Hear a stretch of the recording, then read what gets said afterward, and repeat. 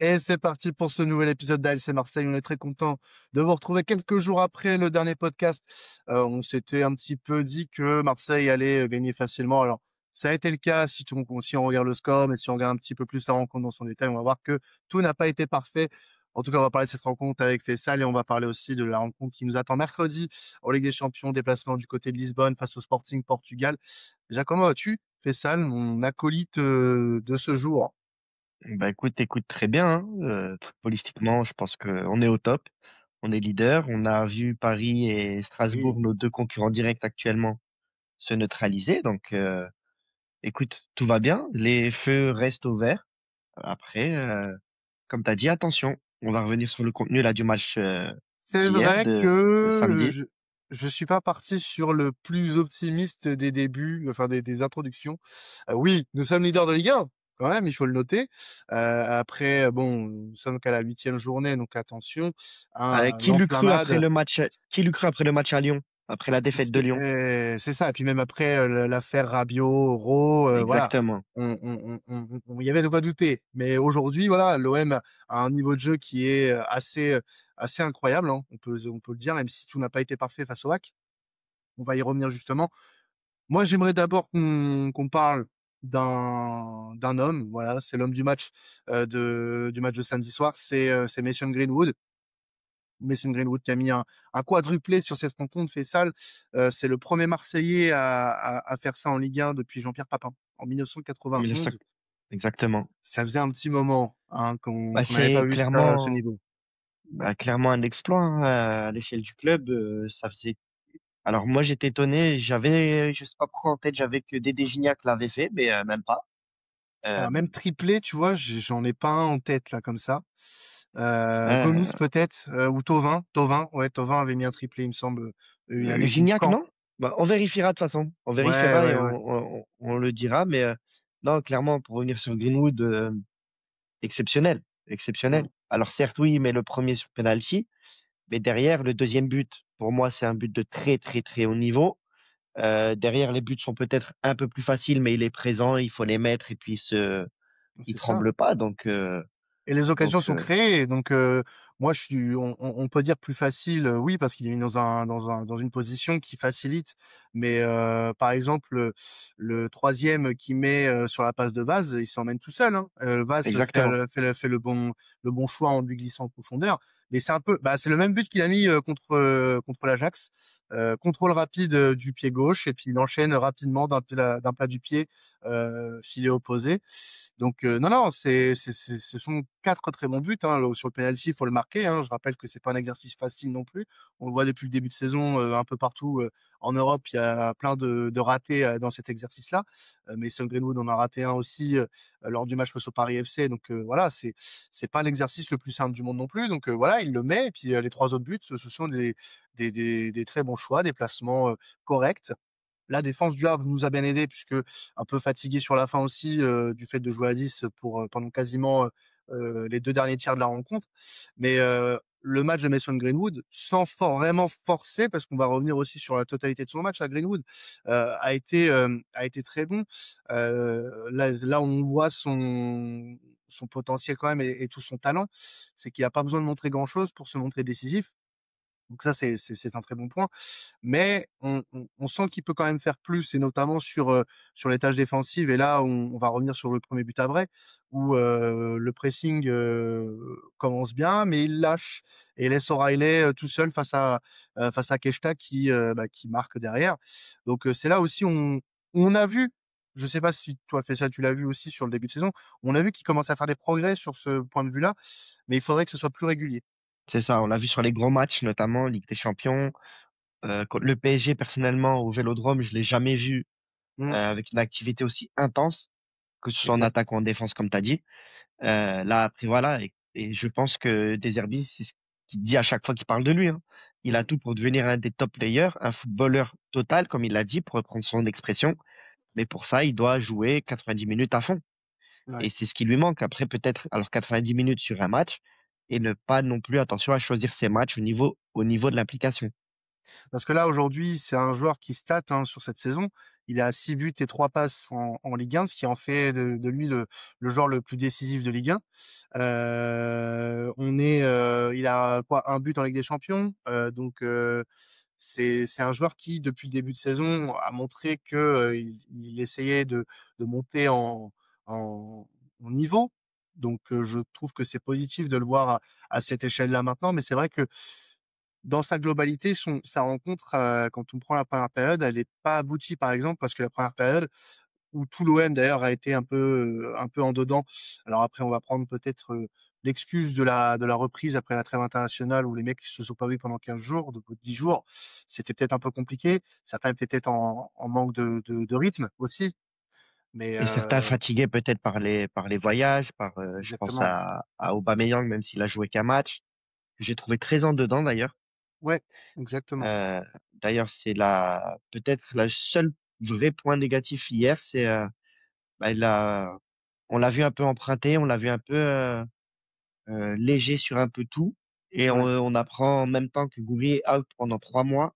Ouais, ça a été un peu la grosse mauvaise nouvelle de la soirée, Et qui a un ouais. peu entaché la célébration de la victoire, c'est que Gouiri, d'un commun accord avec le club, sera opéré de son épaule, donc 3 mois de rééducation. Alors je reprends un peu ce qu'a dit notre ami Marwan Belkacem sur Twitter, c'est un peu le même procédé que pour Jude Bellingham, qui avait eu ce problème en début de saison et qui s'était fait opérer. Il avait mis 2 mois à revenir. On annonce 3, mais peut-être qu'il sera là plus tôt si la rééducation se passe bien. Donc on croise des doigts, notamment pour lui, parce qu'il aimerait peut-être, c'est pas peut-être, c'est très certainement partir au Maroc à la fin décembre. Donc voilà. Ouais, je Je, pense que pour ça, pour la CAN, c'est cuit, clairement. ouais, à mon avis, Je pense, s'il veut bien terminer sa saison, en tout cas, il faut qu'il fasse entrer sur la CAN. et puis pas sûr que lui, ses conseillers, même le club, hein, acceptent pour son retour de Mm. reprendre le haut niveau en Coupe Ah, bien d'Afrique. sûr. Mm. Ce serait, je pense, Ouais, un ça serait une erreur. non-lieu. Ouais, Une erreur surtout, une erreur de choix, de stratégie, exactement, parce que exactement. c'est fait justement par rapport à, on sait que ce problème-là peut le gêner dans ses performances. On va faire en sorte que même si tu rates 2, 3 mois de compétition, que tu puisses revenir à 100% et nous faire, par exemple, la même saison, enfin la même demi-saison que tu nous as fait entre janvier et mai la saison dernière. Voilà, je Mmh. pense que c'est dans le bien de tout le monde en fait. Et on a vu en tout cas sur le match face au Havre, qu'offensivement, on n'était pas dépourvu. Quand tu vois l'entrée de Robinho Bass, par exemple, moi, il Exactement. m'impressionne. Moi, il m'impressionne. C'est ce Ah que ouais, ouais. Mantes la Jolie a fait de mieux de toute son existence. Produire un talent comme Robinho Bass, parce que pour vous dire, Mantes la Jolie, il y a vraiment rien à croquer là-bas. Mais il y a Robinho Vaz. Voilà, non, mais Ah ouais, ouais. on en reparlera un petit peu après de Robinho Vaz. J'aimerais quand même qu'on revienne fait ça sur la première période du match. On a vu, alors on l'a dit, oui, des Olympiens un peu empruntés. Alors, est-ce que c'était physiquement? Est-ce que c'était une appréhension de ce match après justement 2 semaines sans jouer? On sortait d'une très grosse série avec des victoires probantes face au PSG, face à l'Ajax en Ligue des Champions. Est-ce que est-ce qu'il y a une certaine forme d'appréhension selon toi, ou alors est-ce que c'est vraiment du rythme, un manque de conditions physiques dû à la trêve internationale? Non, moi je pense que c'est que ça, hein. C'est qu'une histoire de rythme. T'as quand même aujourd'hui, on a beaucoup plus d'internationaux que par le passé, que sur ces dernières 12, années. 12 là sur Dou- cette trêve. voilà, et sur les 12, on en a 8 qui sont régulièrement dans le 11. Mmh, Donc c'est toujours compliqué pour tous les gros clubs dans tous les cas qui voient un gros contingent d'internationaux partir. Donc moi pas d'inquiétude forcément là-dessus. Surtout que ça aurait été typiquement le style de match qu'on aurait eu du mal à gagner sur les précédentes saisons. Et là, bien on sûr. montre qu'on est capable de les gagner. Donc, on va pas faire la fine bouche. Les résultats sont là. 6-2, on met en plus un plus 4 au niveau du goal average. Ouais. Euh, Meilleure attaque co-meilleure défense du championnat. Non, non, non. Je pense que ça se comprend, ça s'explique. Et puis surtout, il y a absolument aucun motif d'inquiétude. Mmh. Maintenant, comme on disait, ça va être l'enchaînement. Là, ça va être un très gros enchaînement jusqu'à la trêve de Noël, jusqu'à la prochaine trêve, pardon, euh, internationale, puisqu'il y en aura encore une au mois de novembre. Ouais. Et derrière, jusqu'aux vacances de Noël, ça va être on va dire la course est lancée, quoi. Et Donc, justement, attention aux blessures. on parlera un peu du calendrier après, Faisal. Sur le match, on va revenir quand même sur ce fait de jeu quand même qui a été, très important, je pense, dans la suite de la rencontre. C'est ce carton rouge et ce penalty donné à l'OM, après, cette main, de Lloris. Alors l'angle, il est un peu bâtard, parce que, alors même si admettons, il y ait pas penalty, on est d'accord. Aujourd'hui, fait ça pour dire que anéantissement d'une action de but, c'est carton rouge, quoi qu'il arrive. Bah, Bon, là, personnellement, autant je trouverais ça logique. alors moi, je trouve que le rouge est logique. Honnêtement, je le trouve totalement logique parce qu'on voit qu'il a le geste de la main volontaire, c'est sa main qui part sur un mauvais Mmh. réflexe, hein. Oui, Mais c'est pas dans la volonté de vouloir voilà. aller la chercher, mais disons que c'est pas naturel d'avoir sa main là non plus, tu vois? Non, on voit qu'il veut que sa main, elle part. Donc, pour moi, Mmh. le rouge est mérité. Après, pour le rouge, alors honnêtement, moi, j'étais au stade du virage, on n'a absolument rien vu. Ouais. Euh, Tu de l'autre côté en ah, plus toi, donc en plus, exactement. mmh. Donc là, c'est très compliqué de juger, très compliqué de juger sur ça. Quand j'ai revu rapidement les ralentis, j'ai l'impression qu'elle est pas dans la réparation. Mmh Mais mh. bon, la VAR a jugé, tant mieux, on va pas faire la fine bouche, hein. Non, bien sûr. Après, enfin, c'est toujours bien d'avoir un minimum de recul sur ces situations-là. Maintenant, parce que je vois beaucoup quand même de gens dire que, ça y est, maintenant, l'OM a l'arbitrage de son côté après avoir gueulé la saison dernière. Heu, je pense que de toute façon, même s'il y avait pas eu penalty, le rouge, devait être sorti parce que il y a anéantissement d'une action de but et que de toute Clairement. façon, sur la physionomie du match, même si on n'avait pas eu le penalty et qu'on n'avait pas marqué dans la foulée, On aurait gagné. Le Havre aurait pris cher quoi qu'il arrive. Donc en fait, Et, je vois même pas où est la polémique là-dessus, puisque pour moi, la faute est là, le rouge doit être là, même s'il y a pas penalty. Derrière, l'OM aurait déroulé. On l'a vu sur la deuxième exactement. mi-temps. Ça n'aurait Exactement. rien changé. Donc Exactement. Après, pour le contexte du match d'hier, c'était le plus compliqué, c'était de mettre le deuxième but. ouais.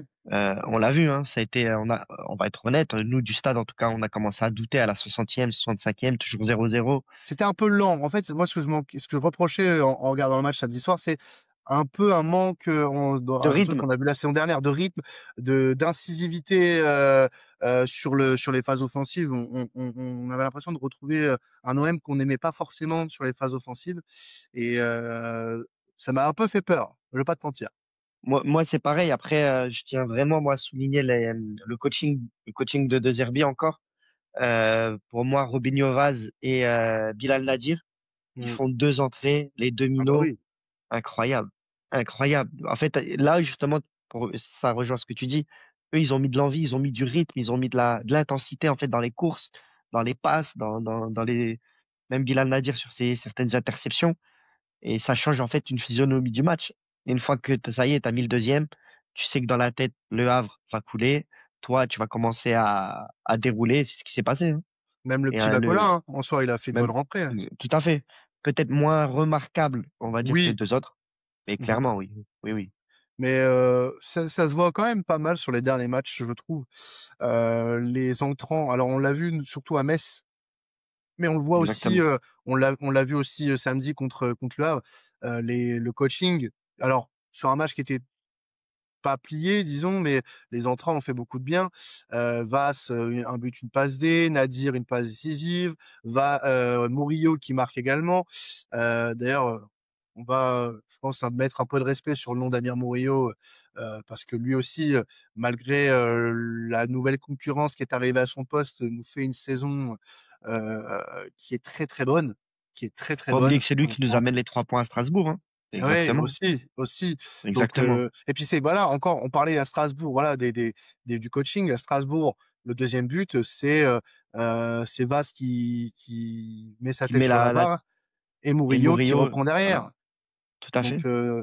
cette année, c'est un luxe qu'on n'avait pas l'année dernière justement, c'est d'avoir cette sortie de banc qui apporte réellement quelque chose quand un match est Exactement. coincé ou alors même pour éviter justement de sombrer dans un truc où on a, un but d'avance et on se fait rattraper bêtement par des erreurs, à la con. Bah, là, aujourd'hui, quand tu mènes 2-1 ou quand tu mènes seulement 0, les mecs sur le banc vont t'apporter un truc un peu plus neuf, un peu plus, un peu différent qui va justement apporter plus de confusion de l'autre côté et qui va permettre qui va permettre à l'OM de pouvoir continuer à appuyer. Et c'est ce qui se passe depuis quelques semaines. C'est on voit Bah, des c'est remplacements. trois derniers matchs. Strasbourg, c'est les entrants qui ramènent la victoire. À Yes. Metz, avec Gouiri, si je dis pas de bêtises, qui rentre. Bon, déjà lui qui fait la différence. Et là, ce week-end dernier contre le Havre, Là, c'est-à-dire euh, Murillo. voilà. Donc ça aussi, tu vois, on parle beaucoup des joueurs. On a par moment pas critiqué, mais on s'est posé des questions sur le coach Oui, bien légitime sûr. au niveau de la patte de Zerbi justement qu'on attendait. Ben là, j'ai l'impression que ça y est, Enfin. enfin, voilà, Enfin, mais enfin. c'est vrai, c'est vrai, c'est vrai, bien sûr. Bah, quand tu vois un peu les stats, on va regarder un petit peu ça aussi sur le match face au Havre, mais regardons un petit peu les stats sur le match. On a, bon, au niveau des expected goals, quand même 4, ce qui est pas rien. Ça veut dire que il y a eu quand même pas mal d'occasions franches pour l'OM. 75% du temps, l'OM avait le ballon dans le match. Tu tires 18 fois, tu cadres 11 fois. Euh, voilà, t'es quand même, t'es quand même là. Et aussi, il faut faire vraiment une vraie mention spéciale au gardien du Havre. Ouais, Moridio. Qui est-il? Qui est-il? Parce que bon, il en prend 6. Je pense sur les 6, il n'y en a pas beaucoup que il peut enlever. Mais combien d'arrêts décisifs il fait? Ouais, ouais. Moi, j'ai une autre lecture sur le match par rapport à Ah sa ouais? performance. Ah, je trouve qu'il a Ah, été peut-être. Je trouve qu'il a été catastrophique, moi, pour le coup. Ah, bah, tu Euh, vois. sur de souvenir le but qu'il prend, je sais plus. Je crois que c'est celui de Vass où je trouve qu'il peut faire beaucoup mieux dans sa sortie, notamment. Euh, sur le penalty, je comprends pas trop ses mouvements. Je comprends pas trop non plus ce qu'il fait sur le but de Murillo aussi. Donc non, faut pas qu'il ait fait un gros Bah, match, tu vois, ouais, Murillo. notre lecture, du coup. Voilà, haute lecture. Mais bon, après, bon, la finalité est la même, il en prend 6. Donc Voilà. vamos. Mais voilà, c'est aussi intéressant de comparer les deux mi-temps parce qu'on l'a dit, la première mi-temps, elle a pas été bonne. On tire autant pour te dire, voilà, on tire autant, 9 tirs sur chaque mi-temps, mais on n'a pas la même dangerosité dans les occasions. Seulement 1,29 d'expected goals, mais ça, le penalty aide beaucoup pour les expected goals. 2,71 sur la deuxième mi-temps sans expected goals. Donc enfin sans penalty, pardon. Donc ça montre quand même cette stat-là pour ceux qui sont adeptes de ce genre de statistiques, c'est que l'OM a su se procurer des occasions en deuxième mi-temps et que vraiment là sur ce match face au Havre, il y a eu deux mi-temps distinctes. C'est que voilà, il y a eu quelque chose qui s'est passé sur le deuxième acte. Et du coup, on peut quand même se projeter sur quelque chose qui est le calendrier, parce qu'on est eu chez le Victor face au Havre 6 buts à 2. Donc ça nous met bien, notamment pour tout ce qui est je reste sur les expected goals depuis tout à l'heure, de différence de but, pardon. Goal average, voilà, je voulais dire ça, goal Voilà. average. Goal average, comme disaient les Anglais. Donc oui, 14 de goal average, c'est pas mal du Pas tout. Hein, mal du tout, ouais. 21 buts marqués, 7 encaissés seulement. Tu l'as dit tout à l'heure, meilleure attaque de Ligue 1 et co-meilleure défense avec Avec le Racing Lens. Club de Lens, qu'on joue la semaine prochaine. Voilà. Donc, et très bonne opération ce week-end, puisque l'OM est leader. On est Que champion. fait-il? On est On, champion, on est champion du mi-octobre. voilà, de la première huitaine du championnat. Voilà, c'est le Voilà. meilleur titre honorifique qu'on pourrait nous donner. Non, alors, s'il vous plaît, j'ai un message pour tous les supporters marseillais, s'il vous plaît. Pas d'enflammade. On vous connaît, les gars. On vous connaît. Même si on est bon, même si les signaux sont au vert, Ouais, on nous connaît, on voilà, se connaît aussi. exactement. Même moi, tu vois, j'ai envie de dire, ah, vas-y, on joue le titre. Doucement. Partido a partido. Voilà. C'est Comme ce tu as qu'il dit faut déjà, faire. là, ça va être le match à Lens, il va être très compliqué, décisif, parce que Pierre Sage a posé ses bases là à Lens. Et c'est une des équipes qui, pour moi, a la plus belle identité de jeu de Ligue 1 cette saison. Ils ont mis quelques matchs à la trouver, et là, ça y est, puis on voit vraiment, pour le coup, la pierre, la patte Pierre La Sage, patte Pierre voilà, Sage. la patte Pierre Sage. J'ai réussi. Elle était pas Euh, évidente. Elle était pas évidente. Elle était pas évidente. Surtout que j'ai attrapé un peu la crème justement en sortant du stade, je pense. Mais c'est pas grave, c'est pas C'est grave. pas grave, on est leader, donc on passe Ça au-dessus, excuse mais tout. exactement. Donc ouais, ça, il va falloir déjà aller gagner ce match-là. Et puis, avant de parler aussi de ce match-là, on joue mercredi soir à Lisbonne, Face au match de Ligue Sporting, des ouais, Champions. exactement. On va y laisser des plumes, forcément, parce que ça va être un combat, ça va être un match aussi décisif pour la suite de la Coupe d'Europe.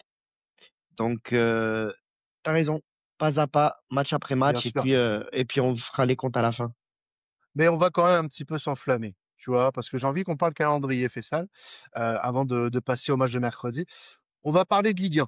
Pour le moment, on va pas parler de Ligue des Champions. En Ligue 1, jusqu'à la trêve de novembre, donc on va à Lens, on reçoit Angers, on va à Auxerre, on reçoit Brest. Donc sur les 4 prochains matchs, c'est ça le calendrier de l'OM. Est-ce que, Sur le, pour toi, c'est 12/12? J'ai envie de te dire, au vu de nos dernières prestations, oui, mais Hmm. si on est totalement lucide, Objectif? objectif, déjà aller gagner à Lens, si on le fait, bravo, C'est chapeau, pas une mince affaire. Voilà. c'est ça. Auxerre, on va pas manquer de respect. L'année dernière, on s'est fait fesser par Auxerre. Hmm. Euh, j'ai encore du Auxerre, mal à dire. alors, Auxerre, très compliqué pour le début de saison des Bourguignons. Pour le moment, Ouais, mais c'est, l'année dernière, on les a relancés chez eux. On avait relancé Reims, rappelle-toi. oui, bien sûr. Donc, oui, sur le papier, j'ai envie de te dire, enflammons-nous. On va aller chercher tous les points. Euh, Honnêtement, si on prend 9 points sur 12, je signe maintenant. Je signe Moi, maintenant. je pense que dans le meilleur des cas, on en prend 12 parce que on est capable de le faire, honnêtement, sur ce qu'on a vu sur les derniers matchs. Dans le pire, je ne nous vois pas perdre à Lens. Je nous vois au moins faire un nul parce que Lens, ça reste Bollaert, ça reste une terre compliquée à aller chercher. Les seuls qui sont allés chercher des points cette saison, pour le moment là-bas, c'est Lyon. Sinon, ils ont gagné Brest, ils ont gagné Lille, ils ont gagné Paris FC à domicile. Et à Donc, chaque fois avec la manière, hein. ouais, c'est ça, c'est ça. Quand ils mettent 3-0 à Lille dans le derby, tu vois, c'est pas un coup de C'est pas chance. anodin, ouais. Ouais, ouais, ouais, Voilà. exactement. Donc, et puis, non, non. Puis, nous, Après, on va devoir aussi montrer notre valeur. on a gagné à la Méno, donc on peut gagner à Bollaert, hein. En fait, c'est ça, moi, que je veux qu'on efface sur le début de saison, c'est qu'on monte notre valeur aussi à l'extérieur, parce que les 2 premiers matchs, ça, c'est des défaites qui, pour moi, aujourd'hui, n'arriveraient pas forcément avec la qualité de jeu qu'on propose, face à Rennes et face à Lyon, au mois d'août. Depuis, on a gagné à Strasbourg, on a gagné à Metz, donc ce sont pour moi des matchs qui montrent que l'OM peut-être a passé un cap cette année et ne fait plus forcément de distinction entre le domicile et extérieur en termes de jeu, en termes de domination, etc. Donc j'attends de voir. J'attends de voir parce que là, Lens, en fait, ça va vraiment être, on va dire depuis le match en Ligue des Champions contre le Real Madrid, ça va être vraiment la première grosse opposition qu'on a à l'extérieur, même si Strasbourg en soi était aussi une grosse opposition, hein, mine de rien, parce qu'on a eu du mal à s'en sortir. Mais ouais, ça va être un beau défi et je pense que sur le mois de novembre, jusqu'à la trêve du moins de novembre, on peut s'en sortir entre 10 et 12 points. Je pense que si on s'en sort entre 10 et 12 points, c'est pas mal. En dessous, ça serait un peu décevant, mais en fait, moi, à l'heure actuelle, hein, non, non, ça reste la culture de l'instant. Il faut toujours se méfier avec l'OM, fait ça. Hein, on le sait, je pense que quiconque, c'est que ça peut arriver. Ça peut arriver dans une saison. Bien Tu l'as sûr. dit toi-même. Auxerre l'année dernière, on devait pas prendre 3-1 à la maison, on a pris 3-1. Donc voilà, on a pris 3-0 chez eux. Donc ouais, c'est partido à Bah, partido. j'ai pas envie de dire qu'on est encore fragile, mais on n'est pas On n'a encore pas 100% de totalement, certitude non plus. voilà, on n'est pas encore totalement confiant et sûr de nous. Voilà. Hmm. Mais ça va arriver. Ça Bah, va arriver. après, tu m'as dit, moi, les 10 points, là, je signe maintenant. 10 points, on se retrouve à 10 points à la trêve. Exceptionnel. 10 Exceptionnel. points, 10 points, ça nous emmènerait potentiellement deuxième avant enfin, on descendrait à la deuxième place si jamais devant Mais ça marque des encore, points, enfin derrière ça marque des points, pardon. encore une Ouais, fois, pas sûr que Paris gagne tous ses matchs non plus, hein. bah on l'a Euh, vu, on Puisque l'a nous, vu là, c'est on laisse des plumes, mais on n'est pas les seuls, hein. ouais, On n'est pas les c'est seuls. trois matchs sans victoire sur leurs 4 derniers matchs de Ligue 1 du côté de Paris, donc Exactement. donc attention, attention, ça peut perdre des points de l'autre côté aussi, donc à voir. Et on est devenu d'ailleurs, je reviens sur le Havre, on est repassé premier en tant que équipe à domicile au championnat. Marseille est la meilleure équipe à domicile pour le moment, avec 4 victoires en 4 matchs. Voilà. Une forteresse imprenable depuis début 2025. Une seule Et défaite ça, seulement. et ça, c'est quelque chose que on s'est très souvent plaint, nous, ici à la commanderie. Parce qu'à Mm. Marseille, pour nous qui allons au stade régulièrement, c'est quelque chose qui nous a qui nous a énormément impacté pendant les pires années, là, depuis 15-20 ans. Mhm. Là, enfin, on retrouve une équipe qui se bat à domicile, qui se bat au Vélodrome. Et enfin, les équipes adverses viennent et craignent de jouer l'OM à domicile. Et Donc, surtout viennent et repartent avec une fessée. C'est ça. exactement. Parce que là, Parce que là, sur les derniers matchs, ouais, je sais pas si t'as les scores devant toi, mais c'est que j'étais en train de les des chercher. résultats. J'étais en train de les chercher justement et parce que j'ai vu un tweet passer tout à l'heure, enfin ce matin, pardon. Ouais, De en notre gros, ami Bilo aussi, j'ai vu, ouais. c'est une cinquantaine de buts en fait sur l'année 2025 et j'ai compté, il y en a rien que 20 en fait. Voilà, c'est ça. 53 sur l'année 2025 et 20 sur la saison en cours. Mais ouais, En 4 matchs. En 4 matchs, toutes compétitions confondues. Parce qu'il y a le 5-2 contre le PFC, 4-0 contre Lorient, 1-0 contre Paris, contre le PSG, 4-0 contre l'Ajax en Ligue des Champions, 6-2 là ce week-end. Donc ouais, comme je vous dis, il y a eu 2 nuls seulement, une défaite en 2025. ouais, c'est énorme. Le reste, c'est des victoires. Le reste, c'est des victoires. À Et domicile, c'est on a des, un parcours de champion. Et c'est comme des tu as dit, si maintenant victoires. on va s'imposer en patron à l'extérieur, Non. ce sera pas, ce sera pas hallucinant, ce sera pas débile de rêver. Voilà, pour ça que on a le droit de rêver. N'en déplaise aux rabat-joie, mais il faut rester mesuré. N'en déplaise aux surexcités. On va parler de ce match de mercredi Fessal, la Ligue des Du Champions, le Bérou dans le retour. texte, Quentin. Du Bérou dans le texte. Ah, Ni trop à gauche, ni trop à droite. et j'aurais pu être un bon centriste. Ah, franchement, ouais, Ah. ouais. Bon, restons sérieux, parlons football quand même, parce que bon, on n'est pas là, on n'est pas à l'Assemblée ici, monsieur Fessal. Bah, vaut mieux, parce qu'on Parlons resterait peut-être pas forcément longtemps. peut-être plus longtemps que les gouvernements actuels, non? Je Ah sais bah pas. ça, d'ailleurs, à la commanderie, là, on va bientôt fêter nos 6 ans, je crois. Ouais, bientôt. Bah là, cette année. C'est cette année. Ouais, 6 fin ans. novembre, début décembre, je crois. Ouais, ça doit être ça. Ça doit être ça. On était en pleine Ligue des Champions sous AVB, Villas-Boas. Ouais, voilà. pas un bon souvenir. Et après, on a vite basculé en confinement. Ouais, c'était pas simple non plus, ça, tiens. Mais bon, Enfin là, bref, les jours sont plus heureux, hein. Les jours sont plus exactement, heureux.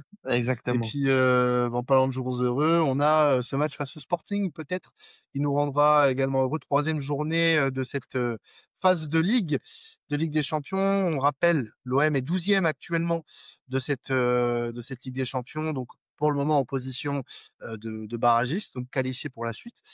Après 2 matchs, pas de bilan à tirer. On va jouer face au 14e, et donc juste derrière le Sporting, mais ça se joue voilà, au lavérage, hein, pareil. Le Sporting qui, ce week-end, a joué 120 minutes en coupe. Voilà, la petite info cardio pour nos auditeurs. On est sur une équipe qui a, ouais, voilà, qui a fait quand même pas mal de minutes ce week-end, qui a gagné hein, du Portugal, mais qui, alors, est pas forcément dans une forme olympique, on va dire, depuis les dernières semaines.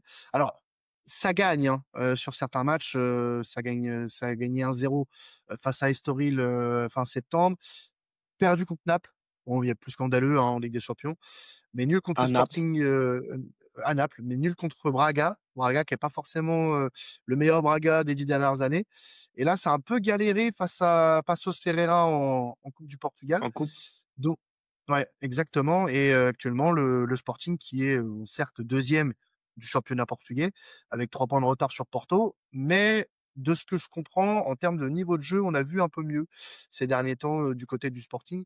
Alors après, c'est une équipe qui est à surveiller grandement et à ne pas sous-estimer, Fessal, parce qu'ils ont Ah ouais, non, une arme secrète.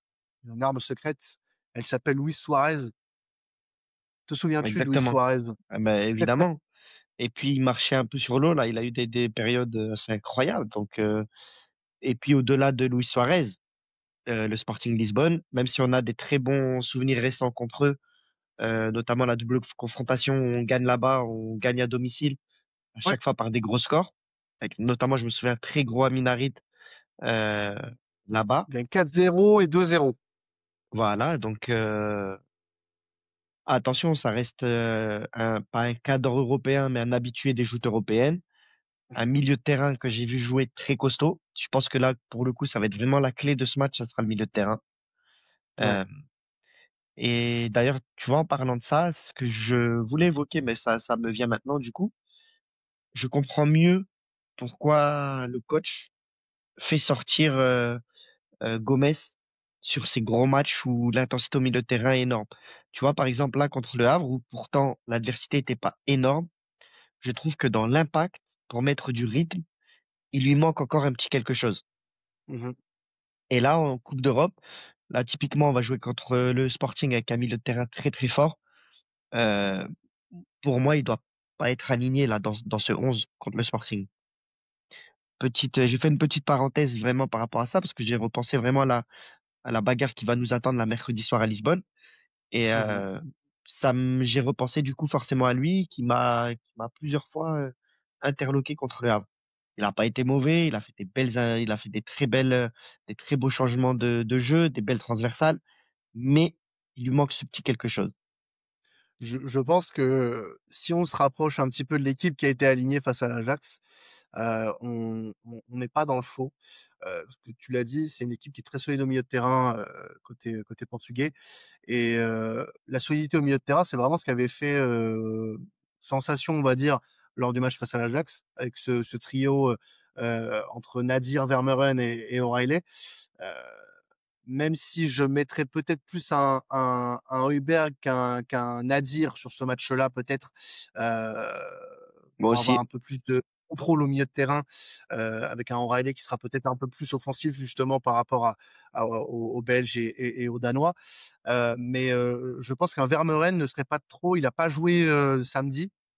Il a d'ailleurs fait de ce que j'ai compris par certains camarades belges, qui avait fait une très bonne semaine internationale avec le U21.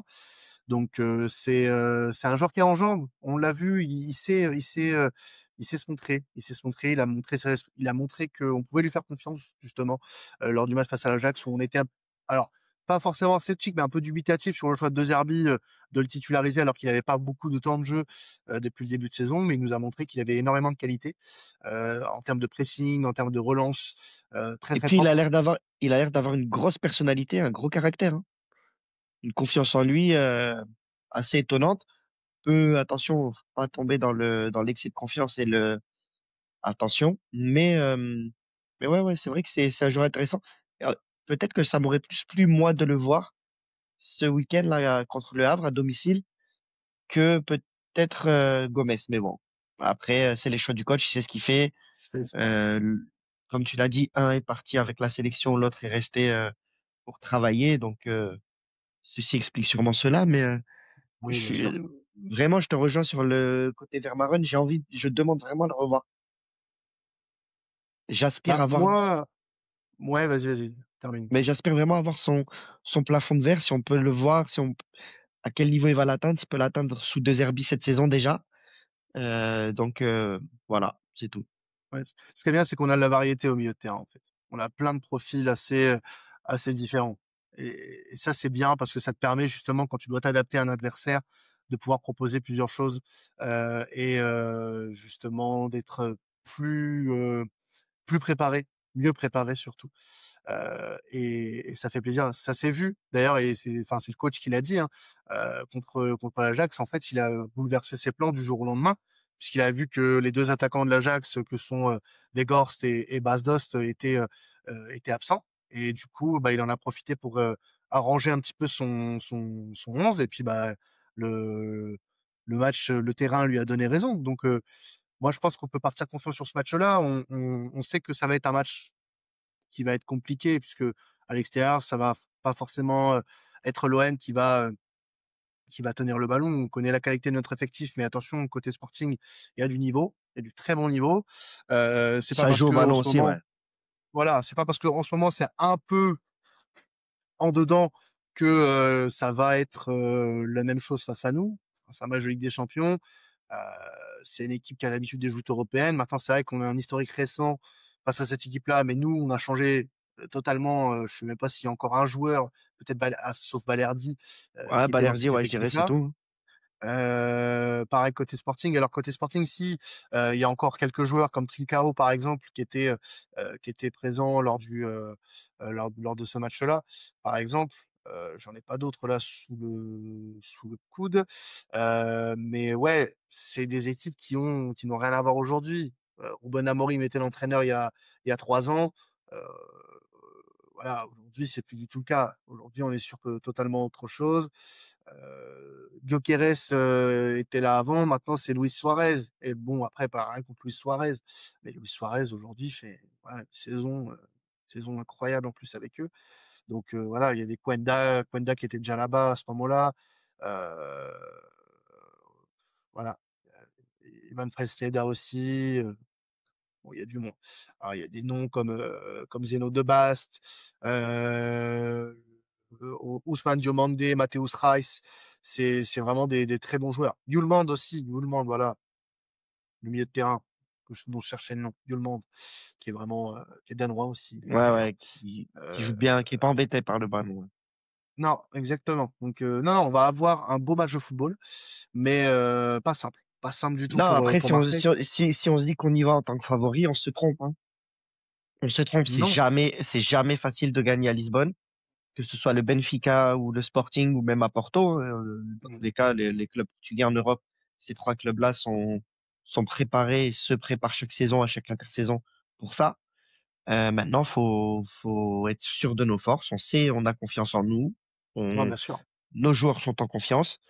Euh, maintenant, à l'inverse, pourquoi pas se positionner maintenant tout de suite et dire on ne joue plus avec aucun complexe et on vient, on respecte, on sait chez qui on joue, mais maintenant il faut savoir contre qui vous jouez aussi. Et ça, on est De en toute train de le faire. façon, on n'a pas le passif récent avec des champions pour se dire on arrive favori. Même si Exactement. on fait un bon début de saison et qu'on peut être confiant, ça oui, mais on n'a pas le passif pour se dire ah on va au Sporting, on est favori, on nous voit partir forcément avec une victoire.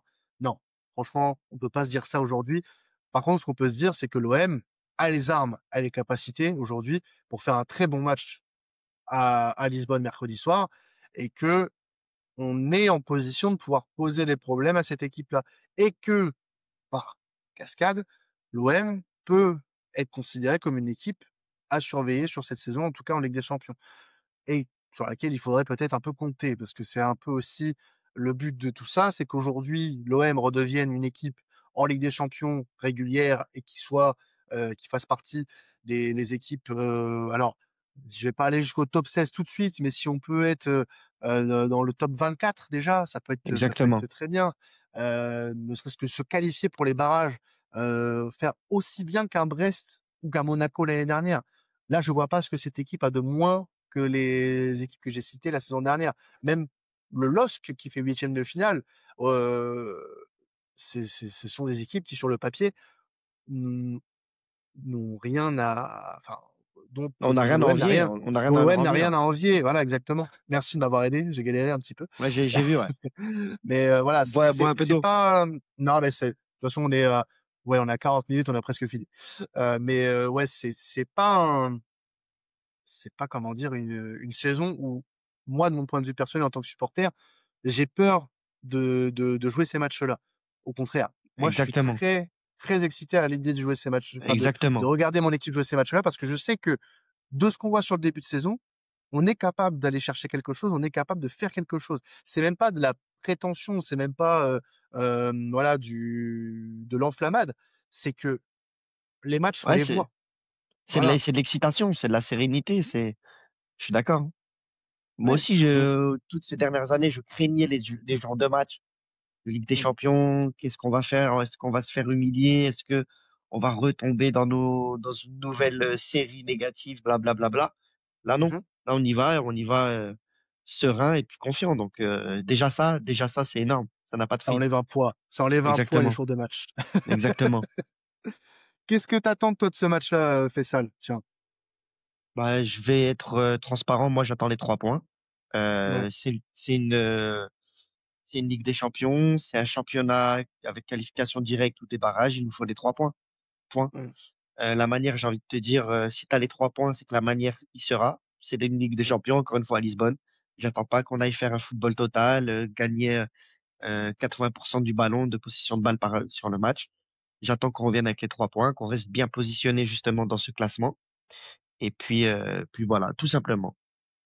On rappelle que sur cette Ligue des Champions, depuis la saison dernière, il y a un nouveau format qui est en place, hein. Donc on rappelle, phase de ligue, les 8 premiers sont qualifiés en huitième de finale, les du 9e au 24e, ça sera un barrage pour atteindre les huitièmes de finale. Euh, sur la saison dernière, on a vu qu'il suffisait de 4 victoires seulement pour aller chercher une qualification, ne serait-ce qu'en barrage. Si l'OM gagne mercredi, la moitié du chemin serait fait. Est-ce qu'on peut être confiant pour la suite de la compétition, selon toi? Clairement. Pour moi, là, tu gagnes Lisbonne. Euh, Derrière, tu reçois l'Atalanta. En fait, tout de suite à ce moment-là, tu sais que tu vas avoir un match. En fait, je dis pas que si on gagne à Lisbonne, on sera bien positionné. Pour moi, si on gagne à Lisbonne, on se donne la possibilité contre l'Atalanta de marquer un gros coup et de s'assurer quasiment toutes les chances d'au moins figurer en barrage. Parce que là, je suis en train de regarder un petit peu le classement de la saison dernière.